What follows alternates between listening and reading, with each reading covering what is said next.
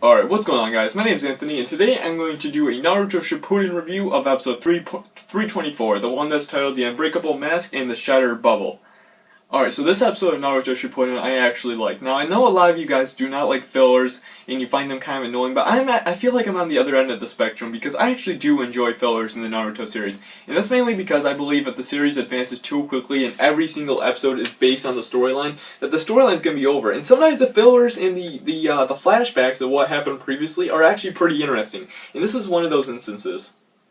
This flashback took place after the mission, where Naruto and his team were set out to acquire. I don't remember the specifics of the mission, but it had something to do with acquiring information about this ultimate ninjutsu, and it turned out that the ultimate jutsu was actually contained inside this girl named Hotaru, and the rest of the mission consisted of them trying to protect Hotaru from whatever force was going after them. I don't remember, but this episode showed the flashback of what happened after that mission, of when Pain went after Utakata and the Akatsuki were successfully able to capture him.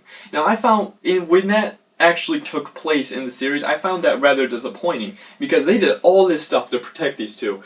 There was so much work put into making sure these two were kept alive, and then immediately afterwards, Utakata was captured and had the six tails sucked out of him, and I found that kind of disappointing and unfulfilling.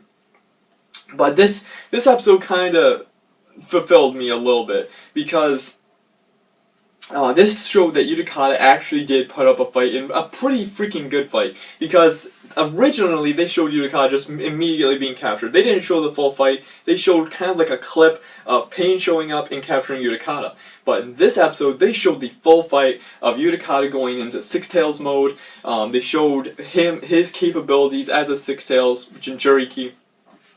And he actually did put up a pretty good fight against Pain, and he wasn't as easily captured as they portrayed earlier in the series. And I actually really liked this episode, because I was so curious about how this all went down.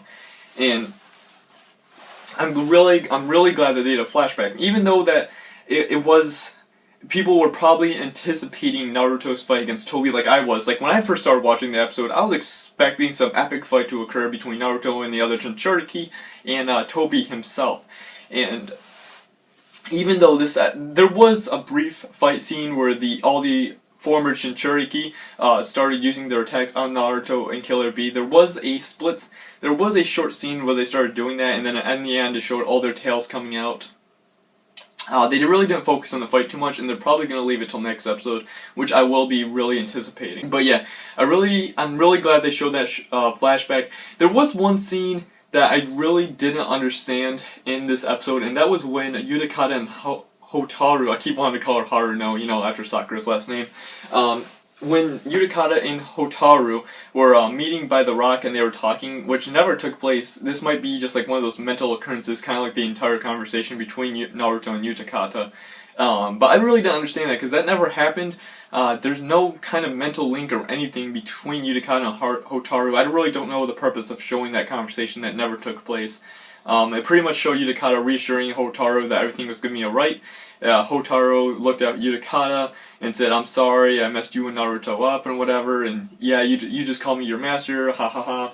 I'm so happy now." And I don't know how that fit into the story whatsoever, or why that even happened. So maybe you guys can leave in the comment section explaining that to me.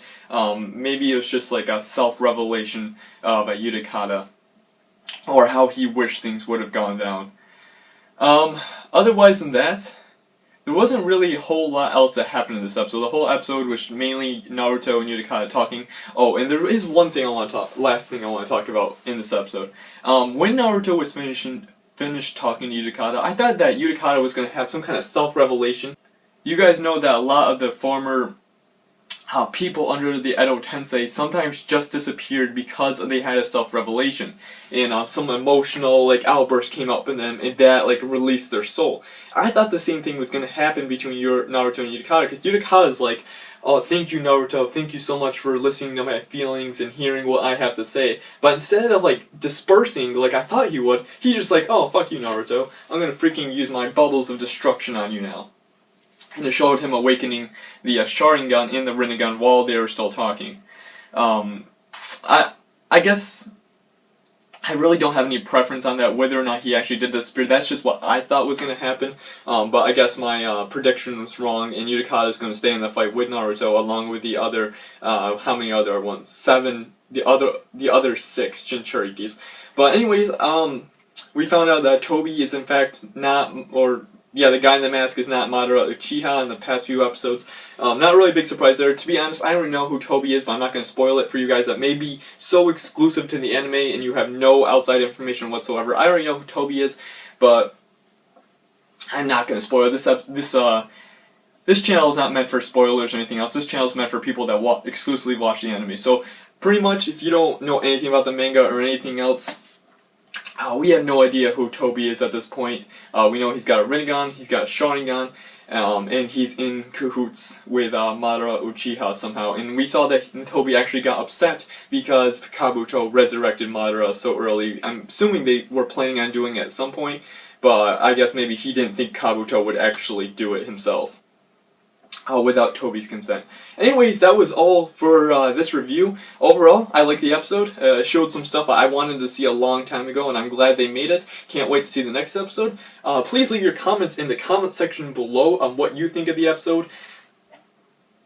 Did you guys enjoy the flashback, or think it was just another filler that kind of annoyed you guys, and you just kind of want the story to progress like it has been the past 2 episodes? Anyways, that is all. I'll see you guys next week I'll see you guys next time in next week's anime review or Shippuden review, and I'll catch you guys later. Goodbye.